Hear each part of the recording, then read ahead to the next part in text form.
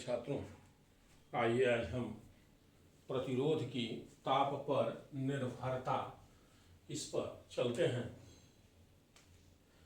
तो पीछे ओम्स के नियम में पढ़ा गया था, अनुगमन वेग की सहायता से जब ओम के नियम की उत्पत्ति आपने किया था तो उसमें देखा था कि एक वैल्यू निकल के आई थी R = mn e स्क्वायर ए टाउ, जहाँ m फ्री इलेक्ट्रॉन का द्रव्यमान था, L चालक तार की लंबाई थी, n एकांक आयतन में मुक्त इलेक्ट्रॉनों की संख्या था, E एक इलेक्ट्रॉन पर आवेश की मात्रा है, A अनुप्रस्थ काट का क्षेत्रफल है और टाउ शांति काल है।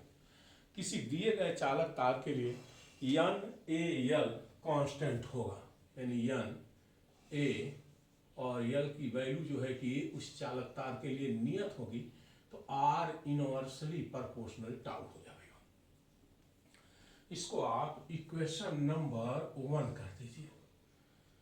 अब मान लिया जाए कि मुक्त इलेक्ट्रॉनों का वर्ग माध्य मूल चाल अगर Vrms हो और माध्य मुक्त पथ लैम्डा हो, तो हम लिख सकते हैं Vrms = λ/टाउ।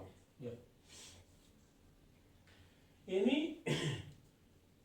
दो क्रमागत टक्करों के बीच चली गई दूरी और लगा समय के अनुपात जो है कि Vrms के इक्वल है। तो यहाँ से जैसे हम ये कह सकते हैं कि टाउ को इधर कर दें तो टाउ = λ/Vrms, यानी 1/टाउ = Vrms/λ। और देखिए R प्रोपोर्शनल है 1/टाउ के और 1/टाउ प्रोपोर्शनल हो जाएगा Vrms के, और लैम्डा को कांस्टेंट मान लिया जाए तो कहा जा सकता है, अगर हम इसको इक्वेशन नंबर 2 कर दें तो from equation 1 and 2 R proportional 1/टाउ प्रोपोर्शनल Vrms, यानी R प्रोपोर्शनल टू Vrms। ये बड़ा इंपॉर्टेंट फैक्टर है कि जो चालक तार का वैद्युत प्रतिरोध आप देख रहे हैं, वह वैद्युत प्रतिरोध वर्ग माध्य मूल चाल के डायरेक्टली जो है कि प्रोपोर्शनल हो गया। और फर्स्ट ईयर को देखा जाए तो फर्स्ट ईयर की कक्षाओं में पढ़ा गया है कि Vrms प्रोपोर्शनल टू √T के, यानी इस कंडीशन में जो √T है आपका वो एब्सोल्यूट टेम्परेचर है। एब्सोल्यूट जो टेम्परेचर है वो डायरेक्टली, यानी उसका जो वर्गमूल है वो डायरेक्टली प्रोपोर्शनल है Vrms, यानी टेम्परेचर बढ़ाएंगे तो Vrms की वैल्यू जो है कि बढ़ जाएगी। अगर आप T की वैल्यू को बढ़ाते हैं तो Vrms की जो वैल्यू है वो इंक्रीज कर जाएगी और वो प्रोपोर्शनल है R के, तो यानी R की वैल्यू जो है कि इंक्रीज कर जाएगी। तो इस प्रकार हम अगर इनको आपस में मिला दें तो हम कह सकते हैं कि R directly proportional to √T के। इस इक्वेशन को देखिए तो इन दोनों से आप कह सकते हैं कि R directly proportional to √T के, यानी इस ताप की वैल्यू अगर आप बढ़ाते हो तो प्रतिरोध बढ़ जाएगा और प्रतिरोध बढ़ने से विशिष्ट प्रतिरोध की वैल्यू भी जो है कि आपकी क्या होगी, बढ़ जाएगी। तो इस बात का ध्यान रखिएगा। वहाँ आपको बताए थे कि लंबाई और क्षेत्रफल के बढ़ने से जो है कि विशिष्ट प्रतिरोध पर कोई प्रभाव नहीं होगा, लेकिन यहाँ पर अगर देखा जाए तो चूंकि टेम्परेचर अफेक्ट कर रहा है विशिष्ट प्रतिरोध को, तो टेम्परेचर के बढ़ने से R बढ़ रहा है और R के बढ़ने से विशिष्ट प्रतिरोध की वैल्यू बढ़ जा रही है। अब देखिए प्रतिरोध बढ़ रहा है तो इसका मतलब चालकता घटेगी। तो इस तरह से कहा जा सकता कि पदार्थ की जो प्रतिरोधकता है वो बढ़ जा रही है और उस तार की कह लीजिए कि जो चालकता है या पूरा कहिए वैद्युत चालकता वो घट जाएगी। सीधा सा कॉन्सेप्ट है कि जब प्रतिरोध बढ़ेगा तो उसमें जो करंट का फ्लो है वो करंट का फ्लो जो है कि स्वतः कम हो जाएगा। कब? जब प्रतिरोध की वैल्यू को हम बढ़ावेंगे। तो इस तरह से बड़ा आसान है ये, फिलहाल प्रूफ इसका कभी पूछा है नहीं।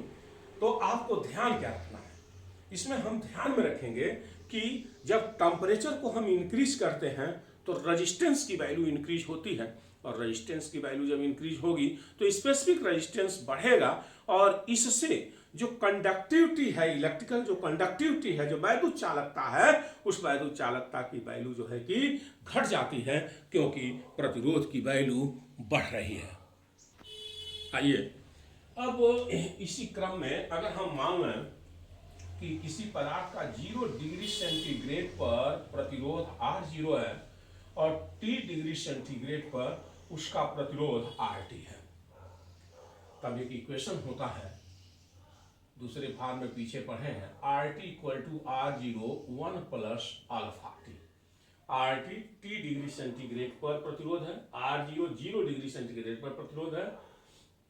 अल्फा को प्रतिरोध ताप गुणांक कहते हैं, अल्फा को प्रतिरोध ताप गुणांक कहते हैं। T इस वह टेम्परेचर है जिस पर इसका प्रतिरोध जो है कि आपका RT है, तो ये टेम्परेचर हो गया आपका। अब यहां से कह सकते हैं कि RT equal to R0 plus R0 alpha T, तो RT minus R0 equal to R0 alpha T, तो alpha equal to RT minus R0 R0T, ये निकल करके आ गया। यानी जो प्रतिरोध ताप गुणांक है उसको हम जो है कि इस फार्मूले से कैलकुलेट कर सकते, और अगर इफ R0 इक्वल टू 1 हो, T equal to 1 degree centigrade, then alpha equal to RT minus R0। ये जो है वह T डिग्री सेंटीग्रेड पर प्रतिरोध में एक तरह से वृद्धि को रिप्रेजेंट कर रहा है। अब जरा सा सुनिए, देखिए RT equal to R0 1 plus alpha T, अगर ये 0 डिग्री सेंटीग्रेड पर रेजिस्टेंस दे रखा है और आपसे पूछ रहा हो कि इतने डिग्री सेंटीग्रेड पर कितना होगा और प्रतिरोध ताप गुणांक दिया हो, तो हम इस फार्मूले का प्रयोग करके और इसको इजीली यानी आसानी से जो है कि कैलकुलेट कर सकते हैं।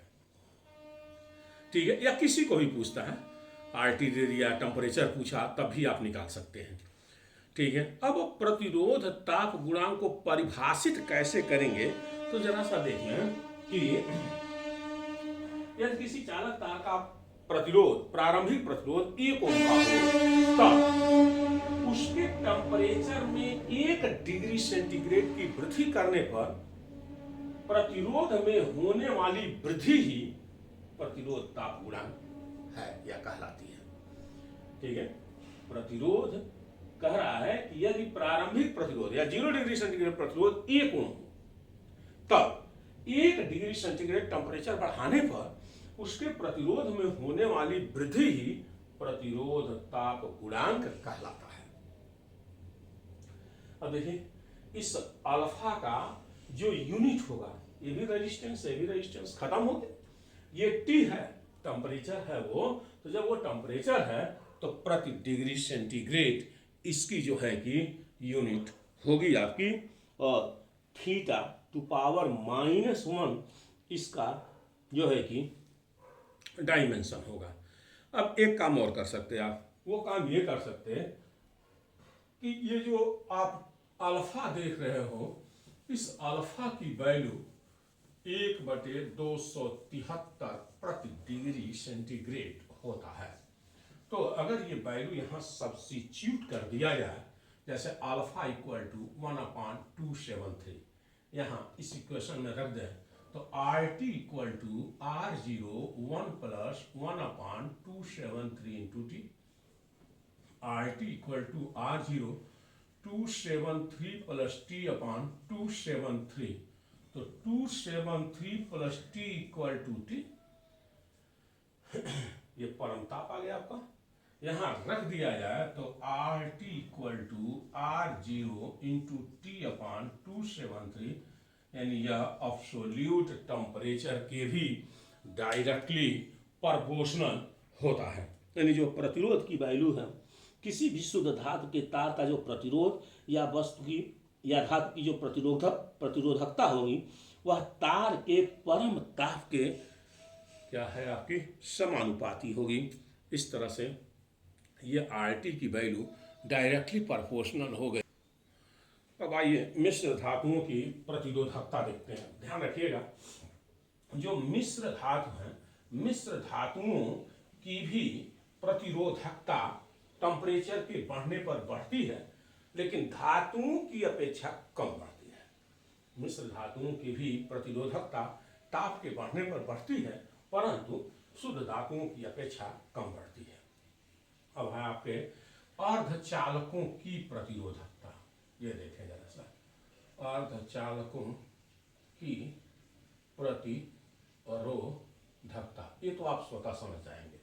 देखिए, जो सेमीकंडक्टर हैं, जो अर्धचालक हैं, ये सेमीकंडक्टर लोअर टेम्परेचर पर बिहेव लाइक इंसुलेटर या अचालक की भांति बिहेव करते हैं, और रूम टेम्परेचर या हाई टेम्परेचर पर यह जो है कि एक कंडक्टर की तरह बिहेव करते हैं। देखिए, अगर कोई चीज कंडक्टर की तरह बिहेव करती है, इट मीन्स रेजिस्टेंस की वैल्यू कम है, और इंसुलेटर की तरह बिहेव करती है, इसका मतलब रेजिस्टेंस हाई है। ठीक है, अब कंडक्टर की तरह बिहेव कर रहा है, इसका मतलब उसकी चालकता बढ़ गई, उसकी वैद्युत जो चालकता है वो क्या हो गई, बढ़ गई, रेजिस्टेंस कम हो गया। यानी सेमीकंडक्टर के केस में टेम्परेचर के बढ़ाने पर उसकी प्रतिरोधकता घटती है। क्योंकि प्रतिरोधकता घट रही है, इसी नाते उसकी जो वैद्युत चालकता है, वह वैद्युत चालकता जो है कि बढ़ रही है, जिससे वह इंसुलेटर से एक कंडक्टर की तरह बिहेव कर रहा है। इसी प्रकार से वैद्युत अपघट्यों की प्रतिरोधकता, वैद्युत अपघट्यों की प्रतिरोधकता, इस केस में भी ध्यान रखिएगा कि इनकी भी प्रतिरोधकता ताप के बढ़ने पर जो है कि घटती है, यानी इनकी भी चालकता बढ़ती है।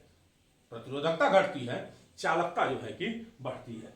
इसका जो रीजन है वो ये कि जब वैद्युत अपघट्यों का हम टेम्परेचर बढ़ाते हैं तो श्यानता जो है कि जो बहुत ज़्यादा रहती है, वो श्यानता घटने लगती है। श्यानता के घटने से ही जो आयंस हैं उनके मूवमेंट को जो है कि पूरा स्पेस मिल जाता है, और इस तरह से जो है कि इनकी प्रतिरोधकता घट जाती और इनकी वैद्युत चालकता बढ़ जाती है।